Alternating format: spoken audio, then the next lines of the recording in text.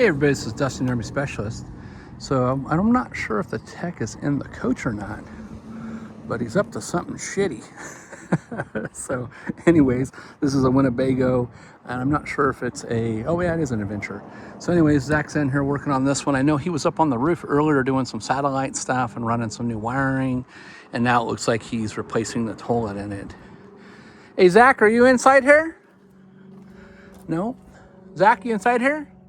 Nope. So, well, we'll catch back up with him later on the next go round. But if you haven't already checked us out on our Winnebago Facebook group, we do have a Winnebago Facebook group, and it's called Winnebago RV Owners Maintenance and Repairs in the RV Shop with Dustin. And as units come in, depending on what brand they are, what model they are, we start to show like repairs and stuff that we're doing, and upgrades, maintenance, whether it's in here we're doing, for different brands that we do warranty work on and whatnot. We'll show all that as well. So, all right, well, we encourage you to go ahead and share things that you're working on, upgrades, problems, repairs, things that you have done. And we look forward to seeing you online. Thanks so much for watching.